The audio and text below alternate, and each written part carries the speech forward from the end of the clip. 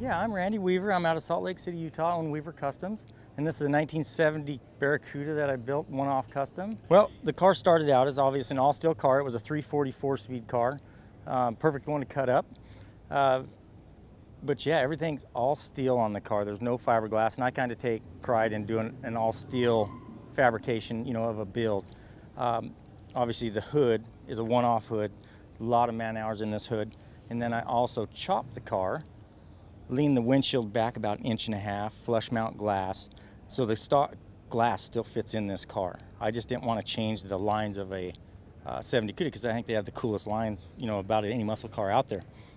Obviously shaved all the drip rails, or the, you know, the marker lights, door handles, refabbed my drip rails, obviously, because, you know, I didn't want no chrome on the car. I didn't want any shiny stuff.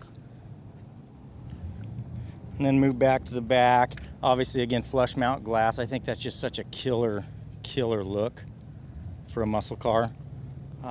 Actually, any car, pretty much. And then the crazy gas cap. I had that made. It's a one-off custom piece, big old in-your-face type gas cap.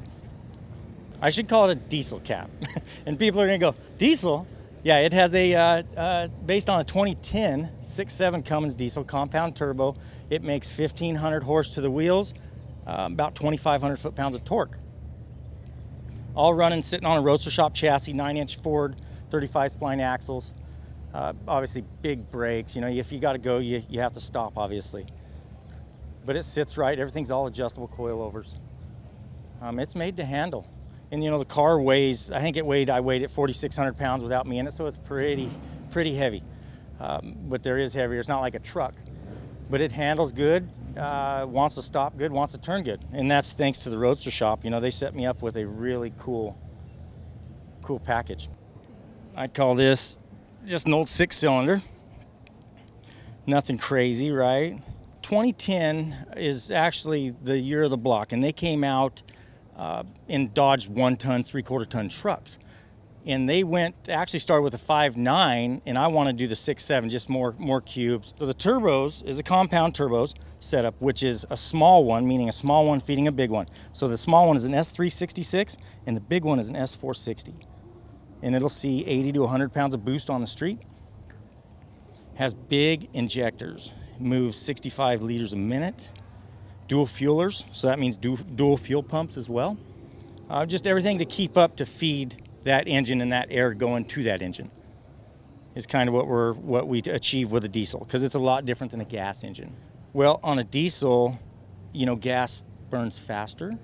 Diesels don't move as good at air as a gas engine. So you'll see like a small block Chevy, you know, a V8 with mirrored turbos, so meaning the same size turbo on each side. So you have to get the small one to kick the big one in gear to make it rock. And that's what gets that 1,500 horse to the ground. So the interior, again, is one-off custom leather, and it's all done by JS Custom Interiors in Salt Lake City, Utah. He does some of the best work out there.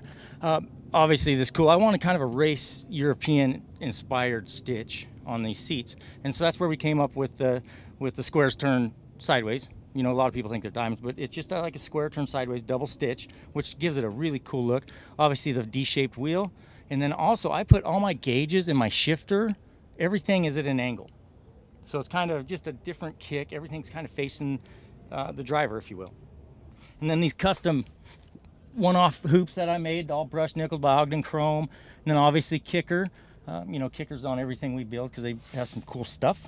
And B&M shifter, you know, you can't go without the B&M shifter. Like I said, everything like the dash, everything's all steel in this car. Console, dash. Yeah, I just love working with steel.